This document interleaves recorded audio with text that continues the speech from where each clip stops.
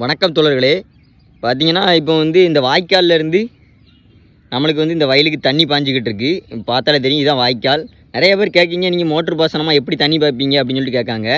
இப்போ நம்மளுக்கு ஒரு பெரிய வாய்க்கால் இருக்கும். அந்த பெரிய வாய்க்கால்லேருந்து ஒரு மடம் மூலமாக நமக்கு இந்த சின்ன வாய்க்கால் உங்களுக்கு அங்கே வரைக்கும் பார்த்தாலே தெரியும், அங்கேருந்தே வரும். இதுதான் பாசன வாய்க்கால் வரும். நம்ம இப்படி குறுக்க அடைச்சிக்கிட்டு இந்த வயலுக்கு இந்த கரைக்கு வாமடை வச்சுருக்கோம்.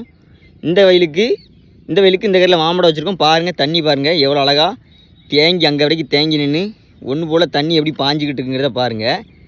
இப்போ இந்த வரப்பில் நம்ம இந்த வயலுக்கு தண்ணி வெட்டி விட்ருக்கோம்ல, இந்த இடத்த நாங்கள் பார்த்திங்கன்னா எங்கள் பகுதிகளில் நாங்கள் எல்லாருமே வாமடம் தான் சொல்லுவோம். அதாவது தண்ணி பாயிறத வரப்பை வெட்டி இந்த மாதிரி பாய விட்றத வாமடம் தான் சொல்லுவோம். உங்கள் பகுதிகளில் நீங்கள் விவசாயம் பண்ணுற நண்பர்களாக இருந்தாலும் சரி, இல்லை உங்கள் நண்பர்கள் யாராவது விவசாயம் பண்ணியிருந்தாலும் சரி, இந்த வீடியோவை ஷேர் பண்ணுங்கள்.